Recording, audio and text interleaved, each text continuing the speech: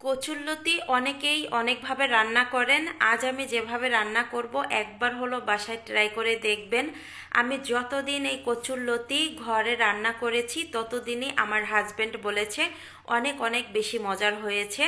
এমনকি নিজে খেয়ে নিজের প্রশংসা করি যে অনেক অনেক মজার হয়েছে তরকারিটা। প্রথমে কচুরলতিগুলো বেছে ধুয়ে তারপরে এই যে সেদ্ধ করে নিচ্ছি।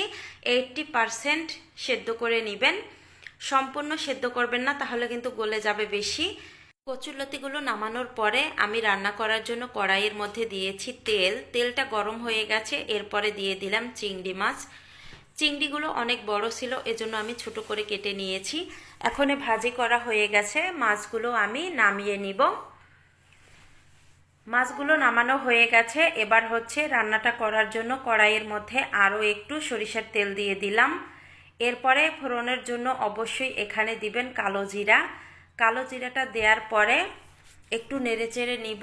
এরপরে দিয়ে দিলাম পেঁয়াজ কুচি আর রসুন কুচি। এই দুই প্রকার আমি ভালোভাবে ভাজি করে নিব।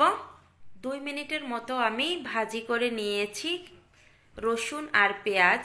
এরপরে এখানে দিয়ে দিলাম আদা বাটা রসুন বাটা। আদা বাটা রসুন বাটা ভালোভাবে কষিয়ে নিব যেন কাঁচা গন্ধটা না থাকে। কষিয়ে নেওয়া হয়ে গেছে, এবার আমি দিয়ে দিলাম জল। জলটা দেওয়ার পরে শুকনো যে মশলা আছে সেগুলো এক এক করে আমি দিয়ে দিব। প্রথমে এখানে আমি দিয়ে দিলাম ধনিয়ার গুঁড়া। আপনারা চাইলে এখানে জিরার গুঁড়াটাও দিতে পারেন, আমার কাছে ছিল না জিরার গুঁড়া তাই ধনিয়া গুঁড়া দিয়েছি। এরপরে দিয়ে দিলাম হলুদের গুঁড়া। হলুদের গুঁড়াটা দেওয়ার পরে একটু মিশিয়ে নিব। এখন দিয়ে দিলাম এখানে মরিচের গুঁড়া, আর ঝালটা আপনারা আপনাদের পছন্দ অনুযায়ী দিবেন। তারপরে দিয়ে দিলাম স্বাদ মতো লবণ। লবণটা দেওয়ার পরে আমি কষিয়ে নিয়েছি মশলা।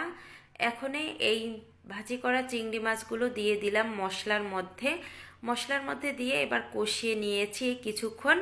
তারপরে সেদ্ধ করা দিয়ে দিলাম কচুরলতিগুলো এবার মশলার সাথে কষিয়ে নিব ভালোভাবে। মশলার সঙ্গে কচুরলতি আর চিংড়ি মাছগুলো আমি প্রায় 2 থেকে 3 মিনিটের মতো কষিয়ে নিয়েছি। এখন এখানে দিয়ে দিলাম জল। জলটা দিয়ে আমি ঝোলটা শুকিয়ে নিব গ্যাসের ফ্লেম হাই হিটে রেখে। এই তো রান্নাটা হয়ে গেছে, ঝোলটাও শুকিয়ে গেছে, নামানোর পরে আরও শুকিয়ে যাবে। এই তো আমি তরকারিটা নামিয়ে নিয়েছি কচুরলতির। এখন গরম গরম ভাতের সাথে আর কিছুই লাগবে না এই তরকারিটা যদি থাকে। বিশ্বাস করেন এতটা মজার হয়, বাসায় যদি এভাবে রান্না করেন তাহলেই বুঝবেন কতটা মজা।